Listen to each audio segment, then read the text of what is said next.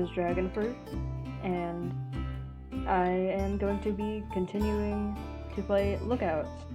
And I've come to this recording pre-teed, so I have tea with me, and I'm not gonna have to go run and get tea because my voice is dying this time. So that's pretty sick. I believe where we left off, we were talking to this lizard, Sheriff, and they seem pretty interesting. Let's keep going. Sometime in the winter, we had a caravan arrive in town. People who had been traveling long across the trail, needing somewhere to stay for a spell. Had some to sell as well, furs and such, anything to help get by. Friendly folks, I enjoyed their company. Spent a night drinking with them around their wagons. The miners didn't take kindly to them, didn't trust them. That was a week I'll never forget. Constant accusations of stealing and flare-ups, shouting matches almost ending in drawn irons. The miners were so darn jumpy and owl-headed about the slightest things. 3 days later, a miner turns up dead, stabbed in his sleep. Jesus. The miners all accused one of the traders of doing it, a Mexican fella. Claimed it was his knife that did the deed. I had to arrest him. Held him in this cell here. A tap of the somewhat rusted metal bars with a cane rang out into the room. The traders all came to tell me that I was wrong, that he'd never do something of the sort. They helped push me in the right direction. I'd already had some suspicion about the miners' claims. A lot of accusations had been flying around about the Mexicans and the Indians traveling in the caravans. I did a little investigating and found that the miner had been killed by one of his friends. Another feud about gold. Some stole it or missing, and his so-called friend had killed him for it. The miners wouldn't believe it. Insisted the man in the cell was guilty. I wonder if maybe they just couldn't see what I could, see things through my eyes. Felt like a mockery of justice, of everything I cared about. That was the straw that broke the camel's back. Early the next morning, I asked the traders to leave, take their friend with them.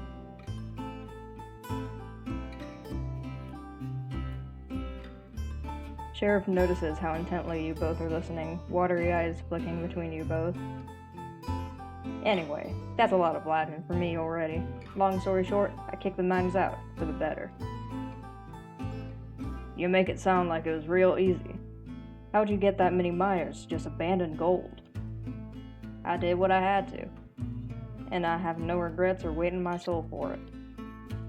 Really, getting them out, that was the easy part, I suppose. We moved and rebuilt some of the town, further from the mines. We all wanted a fresh start. The years since have been hard, very hard. I don't have this stick because I've been sitting on my jollies gazing at sunsets. This town may be small, but it's a lot of work to keep going. The sheriff turned and went to sit at the desk again, the chair creaking beneath old bones.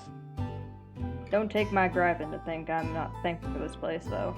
I've done a lot for it, but it's done just as much, more even in turn. How do you mean? I can't say I've ever really had somewhere I live do much for me.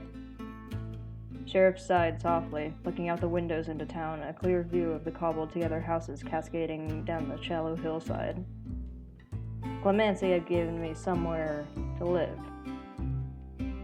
I had many hopes when I chose to stay in this town, to try to make something of it. I've worked hard to earn the respect of those who live here, as a person, not as an authority. People here don't see me as an oddity. They don't fear me. They don't mock or interrogate others for how they live. This ain't just a community. It's family. We're all far from our homes, from the people who made us. But here, we can make ourselves what we want to be. I really like that. Oh, that's so sweet. Oh my god. A town of runaways who don't gotta keep running anymore. Sheriff stared out the window for a few more moments. The sun was a bright golden shine crossing wistful eyes. Turning back to you, Sheriff pulled back into the desk and got comfortable once more. Anyway, that's enough sap for me. Those outlaws all you wanted to talk about? Yeah, I think so.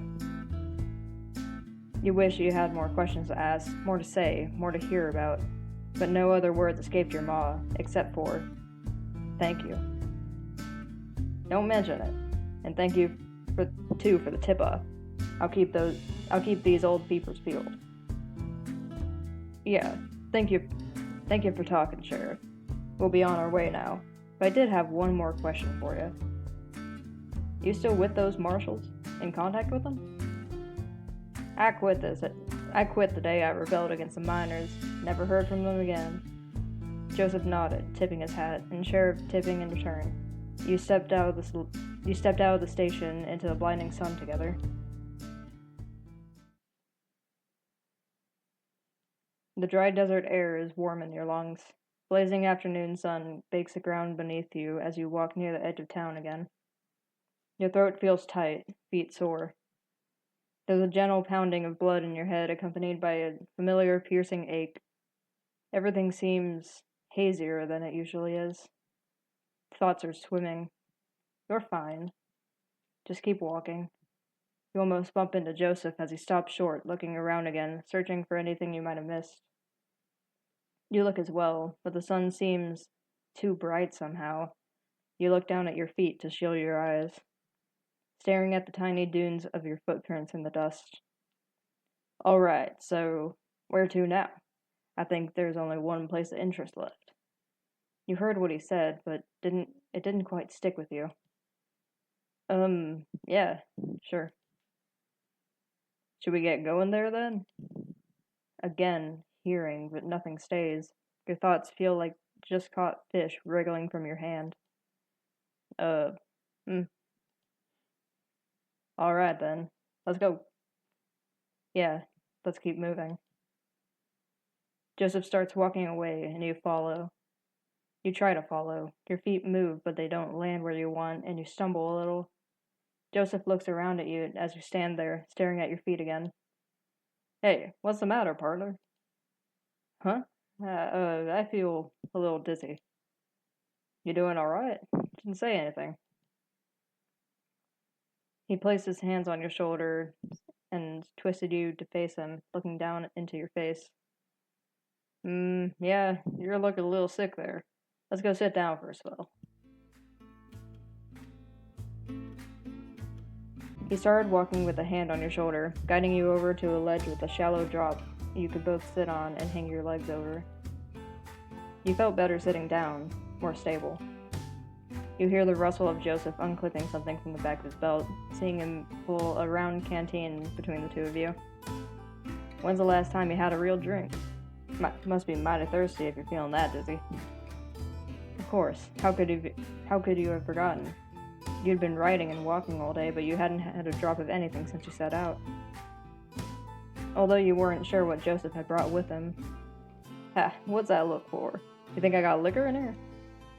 He chuckled a little and unscrewed the cap, letting you smell it for a moment before taking a long gulp. Just water, see? Get it down, you... What? Get it down, you, before you collapse on me or something. You sheepishly took the canteen from him and gave it a little wave in his direction as a cheers. You tilt it to your dry mouth and take deep gulps for a few seconds, licking water drops hanging on the edge of your lips after. A bit warm for my liking. Can't beat cold water from a clean stream, but better than drying out like your mom was washing. You take another swig before handing it back to him.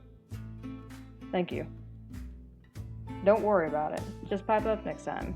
Almost hit the dirt just because you didn't say anything. Sorry, it was just... We have a job here. Didn't feel like I could waste time. Sure. Can't even make time to sit down and drink?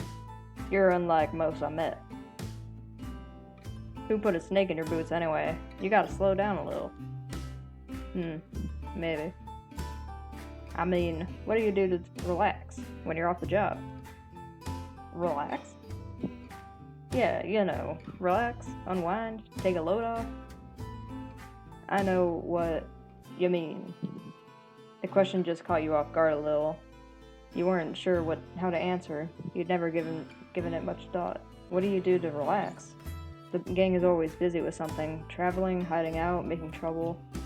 Not a lot of time to not do anything. I guess I play cards sometimes. Mostly just solitaire. Respectable. You win much? Nope. Ain't about winning anyways. Just helps to pass the time. Yeah, I know what you mean. Me and the boys usually play some rounds of cards, sometimes betting. Although some of them are real sore losers. Sometimes it's easier to just let them win and avoid the issue. I beat one of them in poker 5 times in a row, and I swear, the rest of the week he was giving me the eyes. Found my hat full of knife holes one morning too, but I think it was just to scare me. At least I hope it was.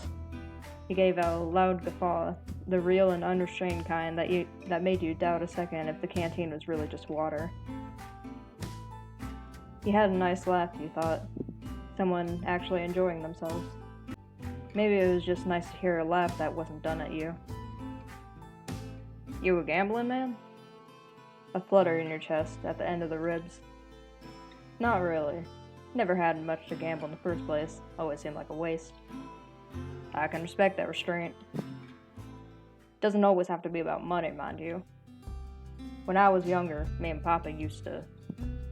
He stopped for a moment, thinking and scratching his neck, his train of thought slowed by some forgotten memory. We used to play cards after dinner, and a lot of days when I come home, I'd bring pebbles from the river. I always liked how smooth and pretty they looked, all sorts of colors and shapes, all of them different. We kept them on the mantelpiece, and when we played cards, we bet with them. He always won, but it was too much fun for me to ever be mad. I think he did let me win, though, when I was getting big and was gonna lose one of the rocks I really liked. He always knew which ones were my favorite, and never wanted to see me cry. Can't think of any other reason he would have lost to me. Suppose I ought to thank him for teaching me. You weren't sure what to say, so you just gave him a soft smile. Family could be so complicated, you didn't want to say the wrong thing. Oh, you know what? He dug into a pocket and produced a tattered-looking packet in his hand that you recognized to be playing cards. How about some... Vindet... You played that before? And we can bet with, He twisted it around himself, looking for anything you could use as stand-in betting chips. He saw his eyes settle on a small pile of rocks for a moment, but instead noticed a stray feather, barely holding onto the back of his hand. He plucked it and placed it between you both, twisting how he sat to face you better. We can bet on this feather. We'll do a first to 5, and you get it if you win, I keep it if I win. You swiveled yourself around to sit cross-legged and face him. Didn't know you were so desperate to gamble you'd use your own body. Hardy har. Just thought it'd be more interesting than rocks. Oh well, I thought you were a rock lover. Mr. Rock Collector. Take them on the open road, your own little rock circus. A regular Barnum. Joseph couldn't help but smile, even through his fake pouting at your teasing. I don't know if J.H. Barnum has quite the same ring to it, frankly. J.H.? Yeah, as in Joseph Harrier. My initials. Oh, of course. So, do you know how to play vintage, Nope, I don't even know how to say it. Nope. Alright, rules are simple. I'm the dealer. I deal you 2 cards face up and deal myself 1 face up and 1 face down. Idea is to get as high a number from your cards as you can without going over 21. If you go over 21, it's a bust. Same goes for me. But you need to get a higher number than me to win. A draw is called a push. You can hit to get another card, or stand to stick with what you have. You can hit as many times as you like, as long as you're under 21. After you stand, I flip over my face down card and have to hit as long as it's under 17. If I go bust or my number is lower than yours, you win. If you get 21 exactly, then you don't hit or stand, and I can get a push in that case if I also get 21. Cards are worth what the number says. Face cards like King, Queen, and Jack for 10. I really hope I don't actually have to play this, because I'm not going to remember anything. Where things can get a little confounding is that the ace is worth either 1 or 11. Ace is worth 11 in a hand unless it would be a buzz, in which case it's just a 1. Ace can still be 11 if it would let you win. Gets a little muddled during games sometimes, but I ain't trying to cheat ya, so don't worry about it too much. Right, let's play. Like I said, first to 5 wins. Ah, shit. We've got the King of Diamonds and 5 of Spades, making your total 15. Dealer's face-up card is a 9 of Hearts, making his current total 9. Oh, I like these cards, though. That's cool. Total 15. So 21. I think I'm gonna stand because my number is pretty high and I don't want to accidentally go over 21. Yeah, I'll stand. Dealer's hand is a 9 of Hearts, 7 of Spades, making his total 16. Dealer's hand is a 9 of Hearts, 7 of Spades, and 6 of Clubs, making his total 22. Oh, I win. Cool. You got the 9 of Spades and Queen of Hearts, making your total 19. Dealer's face-up card is a 10 of Spades, making his current total 10. So, I'm 19, he's 10. Gonna stand again. I keep getting high numbers. Dealer's hand is a 10 of Spades, Ace of Clubs, making his total 21. Crap. How is it exactly 21? That's crazy. You've got the 10 of Hearts and 4 of Hearts, making your total 14. Dealer's face-up card is the 8 of Clubs, making his current total 8.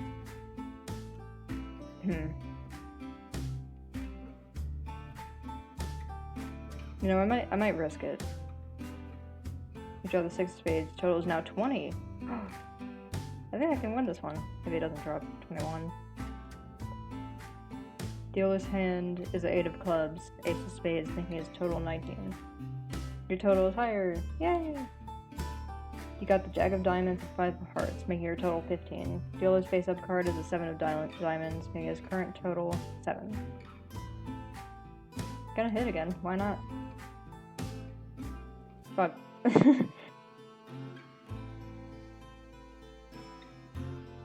You've got the King of Hearts and Queen of Diamonds, making your total 20. So I'm definitely standing this one. 8. Awesome. 14. What? You can get 4? Okay, well, I win anyways. You got the 8 of Diamonds and 3 of Hearts, making your total 11. And his is 2. I'm gonna hit. Hopefully don't ruin it. 21! Let's go!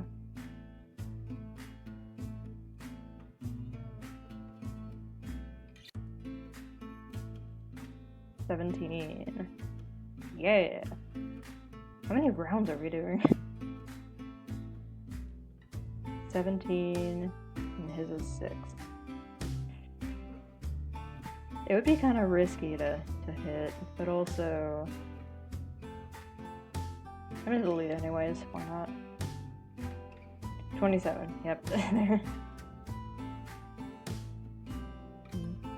19, and his is 4. Gonna stand. His total is 6. 16. He's gonna go over there. Yeah, 26.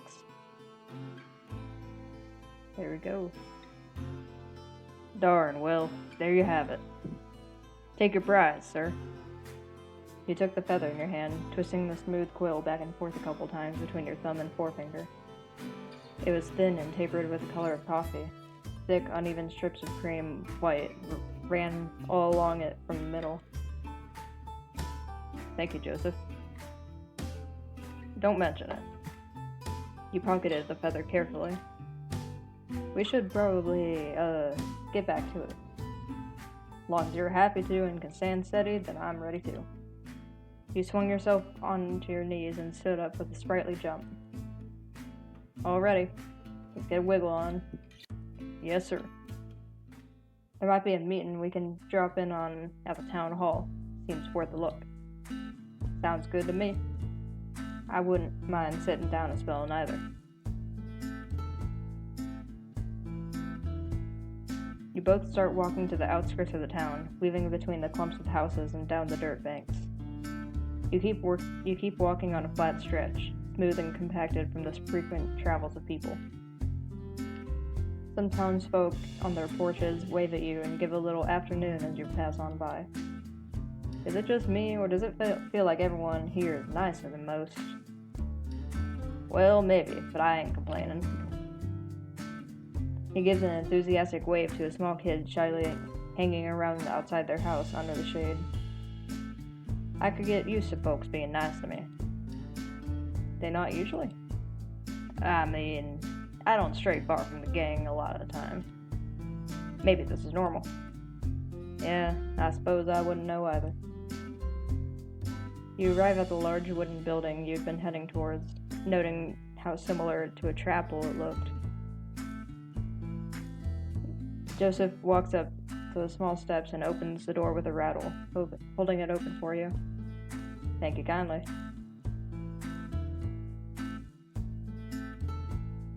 He follows you into the short, darkened hallway, closing the door behind him with another wooden rattle. The meeting hall is fairly large and simple and bright. The wood walls are varnished and gleaming from the ample sunlight filtering through the arched windows. Rows of benches line the aisle, half facing away and half facing towards you on either side. Sitting on a nearby bench, turned away from you, is a hunched figure in black. Hearing you come in, the figure jumps to life, rising from the seat. They turn to you both, revealing themselves to be an elderly tortoise, holding a small book in one hand. Ah, do my eyes deceive me, or do I see new visitors to our town? He walks with the characteristic slowness of someone his age and nature down the aisle towards you both, but with a sprightly spring to his step. He tucks the book under one arm and extends both his hands to shake hands with Joseph and then you. Welcome to Clemency and to our meeting hall. I'm Jacob, and what might your names be? I'm Joseph, and this here is my associate Dragon. Pleasure to meet you. I assure you the pleasure is all mine. It has been a good while since we have fresh faces around here. Now you'll have to excuse me, but I have some business to attend to quickly. Feel free to sit and pray here until I return if you so wish. Or you can ask any more questions. He shuffles between you both and out the door. You and Joseph look at each other quizzically, sitting down on the nearest bench together. What did he say? Sit and pray here? That's what I heard too. Is this a meeting hall for prayer? A meeting house of God? I don't get it. You can't help but smile at his musings and looks around the room, looking into the rafters of the ceiling before turning back to you. You lock eyes with him, staring into the honey gold brown streaked rings of his keen gaze. He smiles at you coyly and looks away, readjusting in a seat. You realize you are holding your breath. You sit up on the bench more too. The hard wood at your back reminds you of church days. All the fuss and protest against your mother about your Sunday best. You don't miss the frozen laces at all. You do miss singing hymns with her. She had a beautiful voice. I don't remember the last time I prayed. don't cross my mind very much. Can't say you're missing anything. All the good it'd do for you. Not a believer? I don't want to blasphemize, but God's done a whole lot of jack squat to help me all my life. Don't really feel like praying to someone who doesn't care about me, or someone like me, or anyone like me for that matter. Which is why I wouldn't have pegged you for a devout man. Joseph laughed a bit, almost mocking the idea. No. I don't think anyone could have accused me of that. Not with some of the things I've done. But I still pray. Only the Lord knows if He is listening, but it helps me remind me what's, important to me. A lot of the time I just pray for family. Hope they're doing fine. I hope they are too. There was a momentary silence between you, like the subtle shift of coals in a long burning fire, now snuffed by the door rattling open again. You looked behind you, and sure enough, it was Jacob shuffling in. He grabbed a broom and briefly swept some dust he'd track in back outside before closing the door with another rattle. Forgive me for the delay. I hope I haven't kept you two from your business. Don't worry yourself. We're doing just fine here. He leaned into and nudged you playfully. Good. So how may I help you, gentlemen? The word catches you off guard a little, the way it trips off his tongue so easily. No bitterness or mockery. Joseph seems to stall for a moment before a little wry smile returns to his face. He adjusted in his seat to turn to Jacob, who had now taken a seat facing you on another bench. Well, we're just passing through, but I'm curious. You mentioned something about prayer. Yes, of course. You must forgive me. I'm clearly far too used to the usuals of the town. His slow drawl of words is comforting, like being told a long-worn story by a grandparent. This is a meeting hall for friends, Quakers, if you will. We're a largely Quaker community here in Clemency. Quakers. Oh yeah, there's a lot of you folk over in Pennsylvania and Lex, ain't there? Yes, indeed, that's true. In fact, that is where I hail from, but I must admit, it has been a long time since I last visited. Sorry, I gotta say I'm at sea here. I've never even heard of Quakers. I can't say I'm much more enlightened myself. I don't know nothing about 'em. You both turned to Jacob expectantly. Well, what's the simplest way I can explain our beliefs? He fell into deep thought for a few moments, eyes staring into the middle distance before coming back to life. We believe that there is that of God in everyone. We all have a inner light that guides us. We don't perform sermons or sing hymns. Instead, we pray in silence together. There are no guidelines as to what you should do, other than try and connect and listen to the light within yourself. We also very strongly believe in pacifism and do what we can to promote peace, denouncing all forms of violence and the degradation of our fellows who walk the earth with us. It's important to respect the light of God within anyone. That's certainly how I see it. And that sounds nice, but, well, things don't often work that way, in my experience. Jacob smiled wisely, likely having heard the same sentiment many times before. Yes, there are certainly some that adhere to it more than others in town here, but it's always been an important tenet of our community. So everyone in this town are Quakers?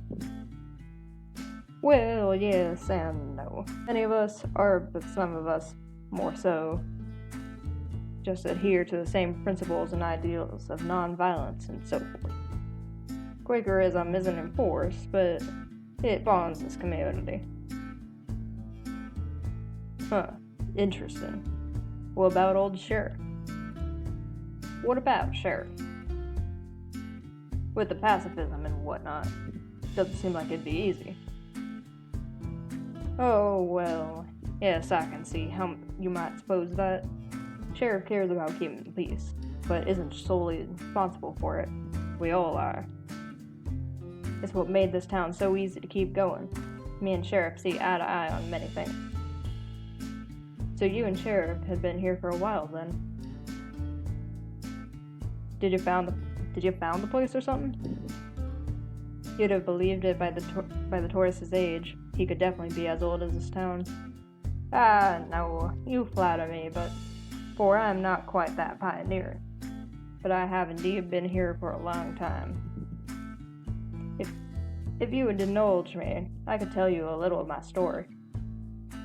Please do.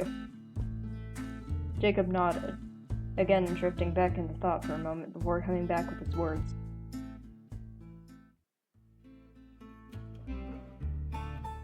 As I said, I'm from Pennsylvania. During the height of the gold rush, with so many heading west, many Quakers thought it would be of benefit to follow. I was much younger then, much more eager to get on trail and spread the ideals with my friends. Although I can't say my love of blabbing has waned much. He gave a charming and hoarse little laugh at his own jibe. The trail was very hard, but I learned much from others of the caravans and towns and cities on the way. So much life and light. I arrived in this here town maybe more chipper than I had left, but it was not to be. His expression softened, drawing into himself, emotion failing to find its way onto his face. I loathed to speak ill of my fellow man, but when I arrived, this was a godless place. The miners had little care for each other. Be it out of greed or desperation, they were consumed by their need for gold, even those who had had their fill. The whole town was tense and unpredictable. Arguments, even violence, would erupt whenever something valuable turned up. A new vein, gold in the river. They'd do whatever they had to get what they wanted. The night I arrived, they told me of the so-called savages that used to reside there. Very little makes my blood boil, I tell you boys what, but the way the miners talked about those Indians, how happily they told me stories about the ways they drove them out. Unspeakable things I dare not and would not want to repeat to anyone. I tried explaining the friend's way, how even these savages, as they called them, had the light of God in them, how we were equally important in the presence of God's light, that the people we share this earth with were not our enemies. They had no care for my explanations. They had no care for the needs or lives of others than themselves. It made me wonder how Quakers past had convinced people of the evils of slavery and the importance of peace, building bonds instead of destroying one another. I lost hope. I thought maybe things had changed so much. Perhaps this was the people's limit. Tolerance of those who could get in their way was no longer an option. Or perhaps I was just a failure, unable to convince a single soul of giving a damn. The old tortoise looked forlorn, brow furrowed, like he was reliving these moments so vividly that these were the same faces he wore. Then along came Sheriff. Oh, Sheriff.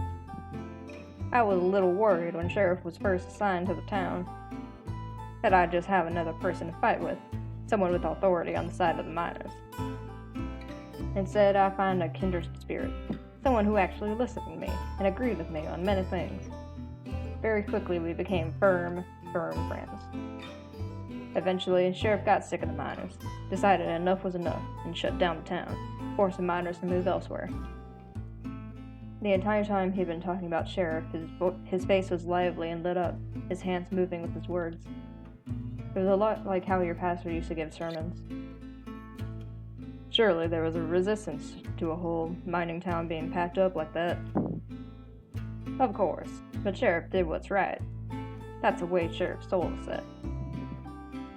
I'd felt buried by the weight of this town's hate, their convictions in the stone walls like I could not scale. I'll be grateful to God until the day I die that Sheriff came here. I was given so much hope when I'd lost it all. And you've been here ever since? Jacob chuckled. Yes, we have. Only a handful of us stayed after the miners left, and it was hard to know whether this town would still stand. but we felt sure we could find more people who cared, as long as we worked together. More people like us. His words hung in the air, settling around you and Joseph as Jacob settled his gaze on you both. So, those miners are still around? A lot of mining towns die down because of the gold drying up. But if the miners just left, I guess there's still some here? Well, yes, I suppose so. I can't say I've thought about it much in recent years. We don't encourage those looking for gold. I'm sure you understand. It's nothing but trouble. His warm gaze turned somewhat steely. You weren't sure how long it might go on for if Joseph didn't pipe up. Course, Jacob. We're just a curious bunch. Thank you for talking with a stranger so long. His stern eyes disappeared in an instant, and he humbly waved away Joseph's thanks. No, the pleasure's all mine. It's been good to talk to new ears. If you'll excuse me now, I must get this place tidied up before today's meeting. Quaker meeting? Yes, indeed. You're both welcome to join us if you'd like. Thank you, Jacob, but I'm thinking we'll be off anyhow. You all stand, stretching and shaking off the stiffness from wings and tails and legs.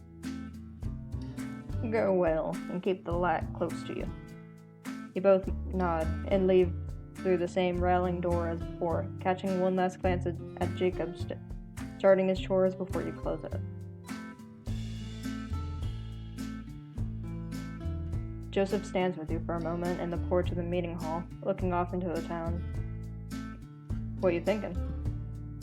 Well, I know now that these folks ain't gonna put up much of a fight. Maybe some of them, but... And there's definitely gold here. Somewhere. Joseph had no real emotions playing across his face, but he was standing much more still than you had seen him before. Like he was trying not to breathe. Come on, we got more people to talk to. He exhaled sharply, the feathers on his beak next to his nose holes fluttering. Yeah. You walked past the houses and people like before, but you didn't feel like waving back.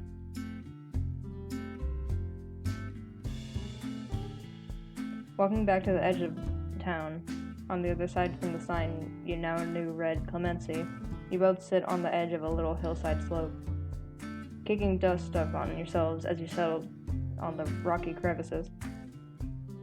I think that's all the useful places of interest here, unless you want to go knocking on folks' doors asking for gold. I think we've disturbed this lot enough for a day. Your resting hand becomes restless as it brushes against some dry desert grass, entwining it between your fingers, slowly pulling it from its roots. So what do we actually figure out? Everyone here is kind and mostly defenseless. I think pacifist is the word. You tug more grass up into your hand. They can maybe fight off some bandits, but no officers are gonna come help, and they ain't gonna do much good against a whole gang. And there is gold here, somewhere, in some forgotten mines no one's seen for decades. Well, it's gotta be around here. This is a mining town for Pete's sake. How far could it be? You shrugged. Sheriff said the town was moved. The mines could be anywhere now. Maybe it was really just rumors. Maybe there's not really anything to find here. You think you know as well as I do that these folks were antsy. Friendly as well, but gold got their hackles up. Someone has to know where the mines are. You knew he was right. You knew how to read people well enough. Joseph stood up, gazing out across the landscape of the town and beyond, searching towards the horizon. Gonna use those special eyes of yours, Birdbrain? More use than you chasing your tail, mutt. He looked at you for a moment with a smirk, and you smirked back. You rolled the grass in your hand between your fingers, squashing the wreaths of it together, dropping seeds in the sand. I can't see nothing. Goddamn sun in my eyes ain't helping either. I don't know if Bartholomew would help out. He was maybe the most friendly one of the bunch. Sheriff didn't even talk about the gold. because Sheriff knows how to keep the town safe. You look up at Joseph, his puzzled face squinting in the sun down at you. Looking back out into the desert, the sun sits between two rocky outcroppings in the distance, a light bulb plucked from the sky by unmoving fingers. It'll start getting dark soon. Sheriff knows where the mines are. Bartholomew said he never saw them, and Jacob was never a miner, so he had no reason to go to the mines. What, so he never saw them? That don't make sense. I'm not saying that. I'm saying even if he did see them back then, he wouldn't remember where they were now. Sheriff still knows where they are because they're the biggest danger to the town. I'd wager Sheriff even checks up on them every so often to make sure it's undisturbed. Huh. I guess that checks out. We don't have the time for a stakeout, though. You balled your hand into a fist, the grass yielding and turning into dust. We don't need to know where they are anyway. We got all we need. Knowing where the mines are would just be a pretty penny in the hat. We should think about our next move. You ignored the tiny knot in your stomach as you thought about what to do next. You should just leave, but there's nothing else to do here. We should just think about resting, getting dark soon. I think we could stay in the salon. Sheriff did offer. You sure you want to stay here for a night? Seems like the least we can do before we leave. Unless camping outside has some minor appeal to you. Joseph flashed a wry smile. Alright, let's go have a look first. No point bringing the horses down if I can't afford the rooms. Standing up, you feel the dust fly between your fingers with the wind blowing east, and follow Joseph a few paces behind. You walk towards the saloon again, looking forward to having somewhere to rest. You don't remember the last time you actually stayed in a room somewhere. It was always a tent, or just in your bedroll, lying beneath the stars. You see Sheriff and Bartholomew standing on the porch of the saloon, talking intently, but can't pick up any clear words on the wind. Sheriff noticed you both as you approach, patting Bartholomew on the back as he takes his leave back inside. Sheriff leaves the shade of the saloon's overhang, walking with purpose towards you both. The blue of the sky was starting to fade into oranges, pinks up on the edges of the spars, and tiny clouds overhead. You both slow to a stop as Sheriff approaches you quickly. The face approaching you was different from before, and you see Joseph's face fall a little. Sheriff came to a stop in front of you both, twisting the cane in the dirt a little. The old and frail figure standing in front of you was shaking a tad. You could hear slow and deliberate breaths from the chest. The usual confidence and bluster off of Joseph dissipated under this new glare of Sheriff's. The new and sharp eyes unlike those you'd see when you arrived. There's a tiredness in them, a fierce tiredness, beneath which was a wild look you'd only see in the eyes of the newly grieving. Gripping the cane, scaled knuckles turning white, Sheriff spoke in a low and calm voice. Yeah, I should have known. Thought maybe I was wrong this time. Y'all seem so, I don't know, like you should be here. Even so, I knew there was something off with what you were asking. Is everything alright, Sheriff? We were just seeing if we could stay at the saloon. Sheriff slammed the cane onto the dirt with such force he feared might crack the earth beneath. You know damn well things are not all right. I had a little chat with my friends around town, talking about the newcomers, what they've been asking about. Just passing through town, give me a break. I should have known it was too good to be true. I know when I see the gold fever in them eyes. We're not here to cause trouble, Sheriff. We'll be on our way tomorrow morning. Really now. Well. Sheriff reached a free hand behind and pulled an old revolver to point at you. I'm gonna say this, and I'm gonna say it once. I made a promise to protect this town, and the people who live here, that I would do what was right by them. So both of you are going to turn tail and leave right now, and you never come back. And if I ever see either of you heading this way again, I will shoot you dead before nary fur or feather crosses that town line.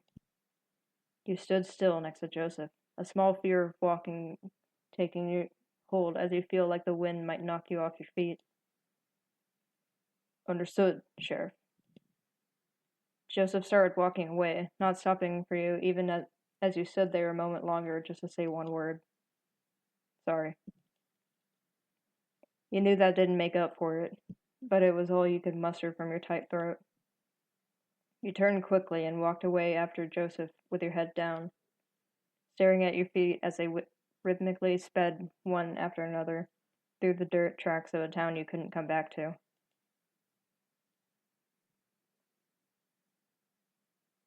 The climb back out of the valley was quiet. The wind was the only noise to reach your ears, no words coming to pass between you and Joseph. Only the occasional meeting of the eyes when he looked to make sure you hadn't fallen behind. Those eyes, that face you had grown accustomed to so quickly to, having at least the hint of a smile resting, was devoid of much emotion at all. He wasn't thinking about it, you felt, but to not think about it meant to not think at all. And so he didn't, his limbs carrying up the path, but no one was home. You understood, of course, as much as you'd like to not think about it either. You couldn't ignore the small dread in your chest. Like it was in the cavities of your insides, sleeping around in between your organs, a creeping tar. Not a suffocating tar, just making you feel heavy, dense. If you stopped walking now, you didn't know if you'd start again. The sun was starting to dip into the horizon when you reached your original meeting spot at the top of the cliff.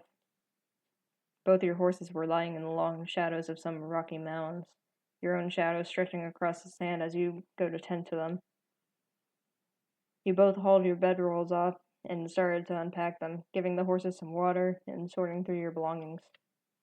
Still without a word, the camp for the night was quickly formed between you as you worked. Joseph had brought a thin metal stand with him to hang the cooking pot over, and gently tossed you his book of matches as he erected it.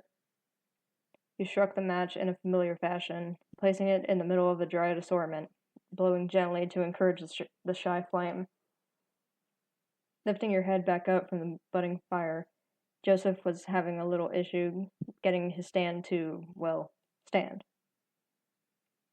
His face was still the same neutral, empty face from before, and you noticed a little catch on a joint that hadn't flipped properly.